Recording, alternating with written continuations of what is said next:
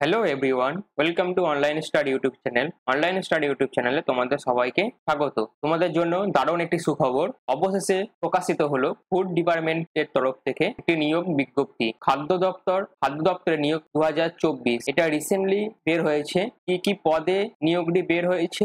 MTS ও DEO post. তোমাদের এখানে যোগ্যতা কি লাগবে? শুধুমাত্র মাধ্যমিক পাস যোগ্যতা হলেই তোমরা আবেদন করতে পারবে। বয়স কত থেকে কতর মধ্যে হতে হবে? 18 থেকে 40-এর মধ্যে তোমাদের এজ হতে হবে। বেতন কত হবে? 29,850 টাকা তোমাদের বেতন হবে। আর তোমাদের আগেই বলে রাখি, এই নিয়োগ বিজ্ঞপ্তির অ্যাপ্লাই ডেটের লাস্ট তারিখ হলো 30শে জুন। অ্যাপ্লাইং এর লাস্ট তারিখ হলো 30শে জুন। তোমরা পুরো ভিডিওটা প্রথম থেকে শেষ অবধি দেখো, স্টেপ বাই স্টেপ দেখো কিভাবে তোমরা এটার আবেদন করবে এবং তোমাদের সরাসরি ইন্টারভিউর মাধ্যমে সিলেকশনটি হবে। ভিডিওটি শুরু করার আগে আমাদের চ্যানেল সম্পর্কে তোমাদের কিছু তথ্য দিয়ে রাখি। প্রথমেই তোমাদের সবাইকে অনলাইন স্টাডি ইউটিউব চ্যানেলে স্বাগত জানাই। অনলাইন স্টাডি তোমাদের কাছে প্রতিদিনই কিছু না কিছু টপিকের উপর ভিডিও নিয়ে আসে। যেটা হলো ম্যাথের উপর ক্লাস, গভর্নমেন্ট জবের খবর, জিকে ও সিএ এর উপর ক্লাস ও online class for school mathematics related আমরা এখানে ভিডিও আপলোড করি। যদি তোমাদের এই সমস্ত রিলেটেড ভিডিওগুলি ভালো লাগে ও তোমাদের গভর্নমেন্ট জব পেতে সাহায্য করে, তাহলে তোমরা চ্যানেলটিকে অবশ্যই লাইক, শেয়ার, সাবস্ক্রাইব করো এবং পাশে থাকা বেল আইকনটি প্রেস করে দিও। চলো এবার ভিডিওটি আমরা শুরু করি।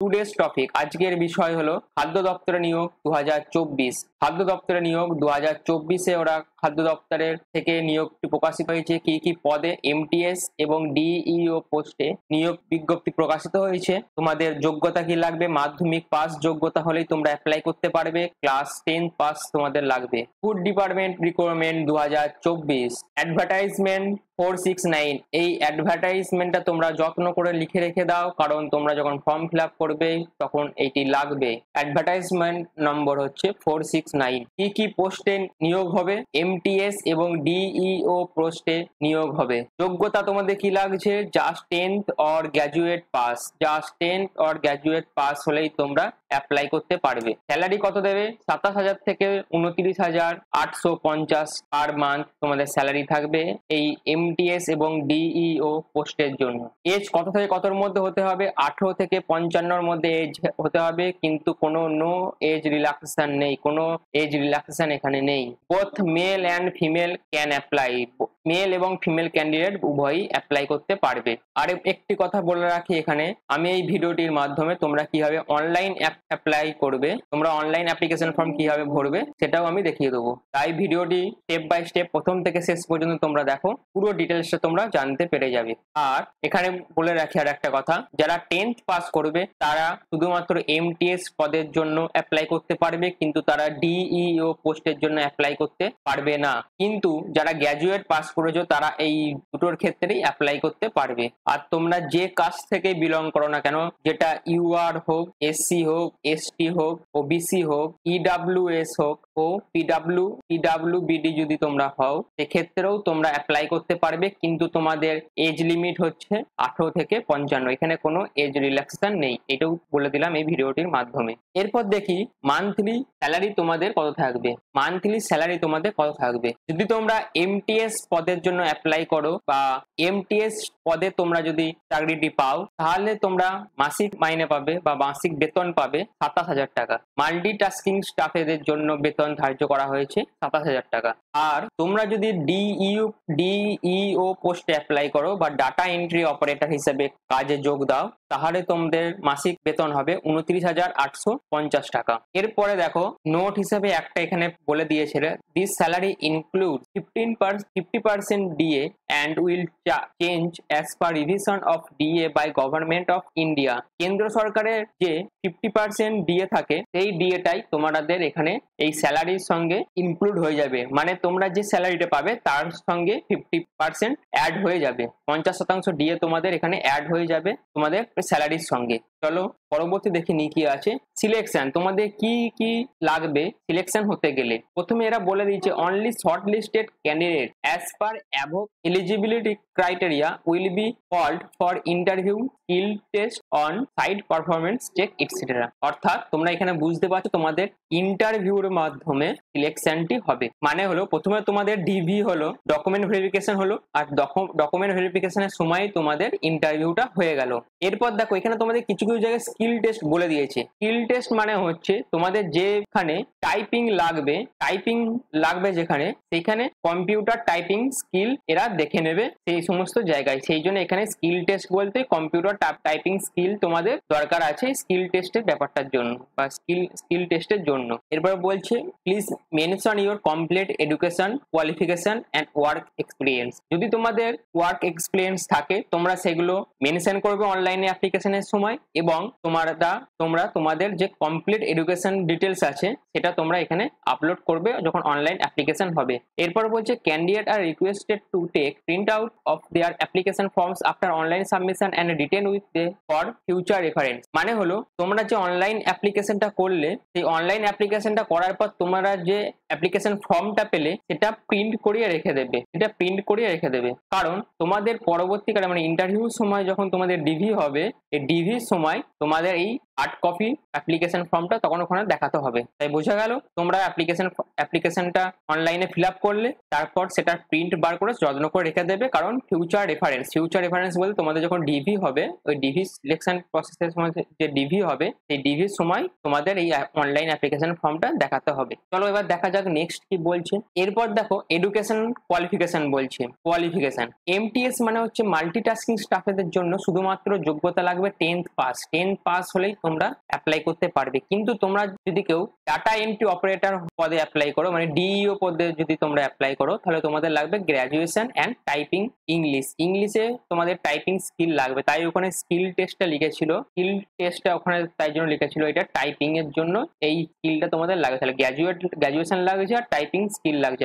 এটা বলে রাখি যারা ডিইও পদে অ্যাপ্লাই করছো তাদের গ্র্যাজুয়েশন লাগবে, কিন্তু যাদের গ্র্যাজুয়েশন করা আছে তারা আবার এমটিএস পদেও অ্যাপ্লাই করতে পারবে। এরপর দেখো ডিইও মানে ডাটা এন্ট্রি অপারেটর পদে তোমাদের গ্র্যাজুয়েশন তো লাগছেই, এছাড়াও টাইপিং স্কিলটাও লাগছে। এছাড়াও তোমাদের কিছু মিনিমাম ক্রাইটেরিয়া মানে মিনিমাম যোগ্যতা থাকতেই হবে, যেটা এরা বলেছে required experience, minimum 1 year of experience in handling the files and computer related work. মানে তোমরা যারা কম্পিউটার রিলেটেড কিছু কাজ করে থাকো, 1 বছরে তোমাদের যদি এইটার উপর অভিজ্ঞতা থাকে তাহলে তোমরা অ্যাপ্লাই করতে পারবে। Computer related work of government organisation, FSSAI notified food testing laboratory, research institute or any other organisation. তোমরা যদি এই সমস্ত ডিপার্টমেন্টে আগে কাজ করে থাকো, 1 year তোমার যদি এক্সপিরিয়েন্স থাকে তাহলে তোমরা অ্যাপ্লাই করতে পারবে। আর সেকেন্ড নাম্বারটা কি বলছে, preferably experience in handling of FICS, MS word, excel and laboratory information management system. তোমাদের MS ওয়ার্ড মানে কম্পিউটারের MS word, excel, laboratory information management system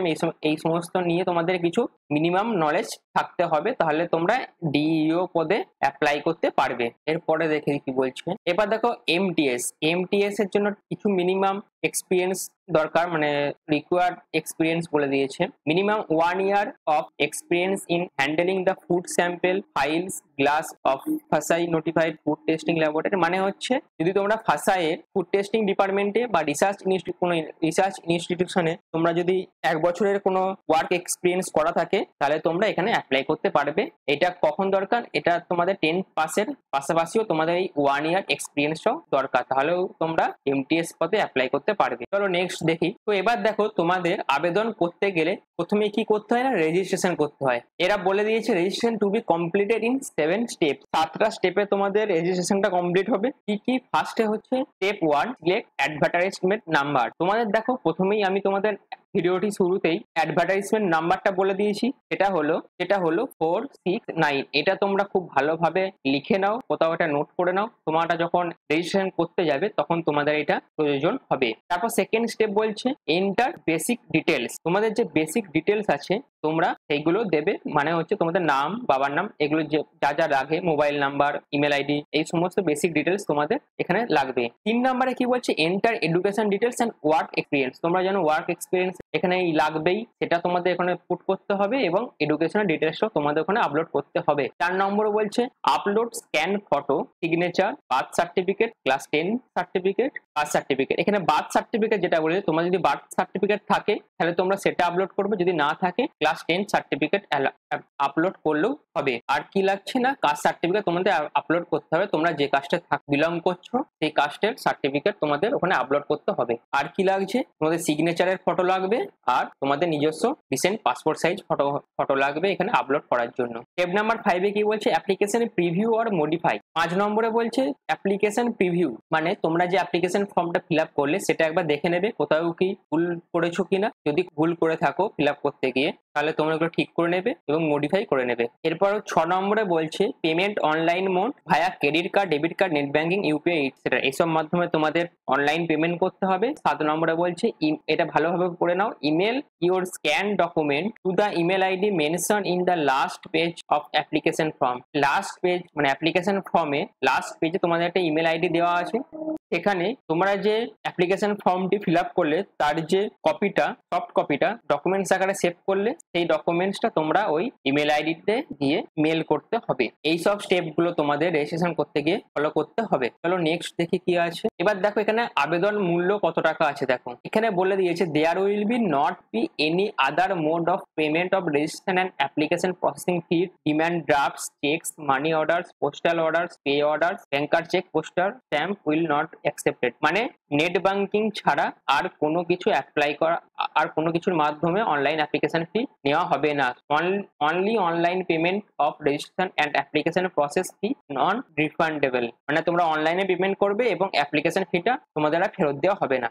আর কাদের জন্য কত টাকা অ্যাপ্লিকেশন ফি এটা দেখো এখানে বলে দিয়েছে। যারা জেনারেল আছো তাদের হচ্ছে 885 টাকা। 885 টাকা হচ্ছে জেনারেলদের জন্য, ওবিসিদের জন্য 885 টাকা, এসসি এসটিদের জন্য 531 টাকা, এক্স সার্ভিসম্যানদের জন্য 885 টাকা, ওমেনদের জন্য 885 টাকা ও ইডাব্লিউএস পিএইচ এদের জন্য 531 টাকা। আর এই অনলাইন অ্যাপ্লিকেশন ফি দেওয়ার একটাই মাধ্যম হচ্ছে, সেটা হচ্ছে অনলাইন মোডেই তোমাদের অ্যাপ্লিকেশন ফিটি জমা দিতে হবে। চলো নেক্সট দেখি। এই দেখো এখানে কি দিয়েছি, এটা তোমরা একটা স্ক্রিনশট নিয়ে নিতে পারো। Vacancy advertisement number 469। এখানে দেখো যেটা বলা হয়েছে, last date of for submission of application form is 30/7/2024। 30 জুলাই 2024 তোমাদের এটা সাবমিশনের লাস্ট ডেট। 30 জুলাইয়ের মধ্যে তোমাদের আবেদনটি কমপ্লিট করতে হবে। আর এটি কোন ডিপার্টমেন্টের আন্ডারে হচ্ছে, রিক্রুটমেন্টটি হচ্ছে না food safety and standard authority of India FSSAI তরফ থেকে এই নিয়োগটি করা হচ্ছে। চলো এবার তোমাদের আবেদন প্রসেসটা দেখিয়ে দিচ্ছি। আর এই আবেদন করার জন্য যে অফিসিয়াল লিঙ্কটি সেটা আমি ডেসক্রিপশন বক্সে দিয়ে দেবো, তোমরা ওখান থেকে ডাইরেক্ট ফিল আপ করতে পারবে। তো আবেদনের জন্য পরপর স্টেপগুলো দেখো। প্রথমেই তোমাদের অ্যাডভার্টাইজমেন্ট নাম্বারটা এখানে লিখতে হবে, যেটা হচ্ছে অ্যাডভার্টাইজমেন্ট নাম্বার 469। এবং নেক্সট দেখো কি বলছে, how many post want to apply, মানে হচ্ছে তুমি কতগুলো পোস্টে অ্যাপ্লাই করবে এটা তোমাদের এখানে সিলেক্ট করতে হবে। একটা করলে একটা, যদি এমটিএস এর জন্য করো শুধু এমটিএস, যদি ডিইও এর জন্য করো তাহলে একটা। এবার যদি তুমি দুটোর জন্যই করো তাহলে দুটো। আমি এখানে 2 সিলেক্ট করছি। এরপর দেখো তোমাদের কি বলছে, নেম অফ পোস্ট অ্যাপ্লাইড 1 মানে তোমরা কোন পোস্টে অ্যাপ্লাই করছো সেটা তোমাদের এখানে সিলেক্ট করতে হবে। প্রথমে এমটিএস দিলাম আমি, তারপর ডেটা এন্ট্রি অপারেটরটা দিলাম। এরপর হচ্ছে ক্যান্ডিডেট নেম, এখানে তোমার নাম লিখবে। কি বলেছে, name as recorded in matriculation secondary examination certificate. তোমাদের মাধ্যমিকে বা উচ্চ যেটা আছে, যে নামটা আছে সেটাই তোমরা এখানে লিখবে। তোমরা মিস্টার, মিসেস, ডক্টর বা শ্রী এসব কোনো নামের আগে বসাবে না। আর সম্পূর্ণ ক্যাপিটালে তোমরা এখানে নামটা, নিজেদের নামটা লিখবে। এরপর ফাদার নেমটা তোমরা তোমাদের মাধ্যমিকের অ্যাডমিট কার্ড বা সার্টিফিকেটে যেটা লেখা আছে সেটাই তোমরা এখানে লিখবে সম্পূর্ণ ক্যাপিটাল লেটারে। ডেট অফ বার্থ দেবে, date of birth should be same as in 10th marksheet. তোমাদের ক্লাস 10 এর মার্কশিটে যে ডেট অফ বার্থটা আছে সেটাই তোমরা এখানে দেবে। তারপর ইমেল আইডি, তোমাদের যে নিজস্ব পার্সোনাল ইমেল আইডি আছে সেটা তোমরা এখানে দেবে। তারপর নিজস্ব ভ্যালিড মোবাইল নাম্বার তোমরা এখানে দেবে। এবার বলছে অল্টারনেট মোবাইল নাম্বার, তোমরা এখানে তোমাদের যে নিজস্ব মোবাইল নাম্বার ছাড়াও তোমরা যদি আরো কোনো মোবাইল নাম্বার তোমাদের কাছে থেকে থাকে তাহলে তোমরা এখানে সেটা আপলোড করবে। এরপর হচ্ছে আধার নাম্বার তোমরা তোমাদের যে নিজস্ব আধার নাম্বার আছে, আধার কার্ডে যেটা লেখা আছে সেটাই তোমরা ভালোভাবে চেক করে নিয়ে, মানে চেক করে নেবে বলতে লেখার পর ভালোভাবে দেখে নেবে যাতে ভুল কিছু টাইপ না করে ফেলো, সেই জন্য আধার নাম্বারটা ভালো করে এখানে লিখে দেবে। এরপর বলছে এমপ্লয়ি স্টেট ইন্স্যুরেন্স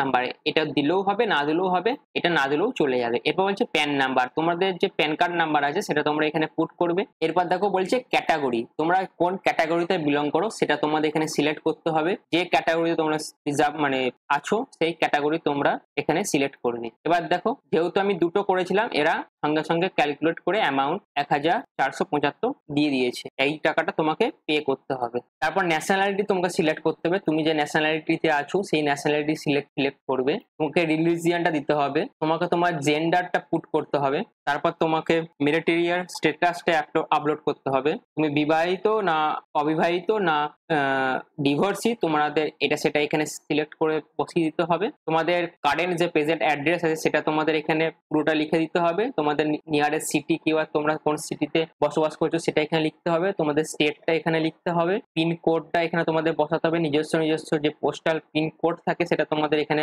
বসাতে হবে। আর তোমরা যদি তোমাদের এই কারেন্ট অ্যাড্রেসের সাথে যদি পার্মানেন্ট অ্যাড্রেস এক হয় তাহলে তোমরা এখানে ক্লিক করে দেবে, তাহলে তোমরা পুরোটা একই পেয়ে যাবে।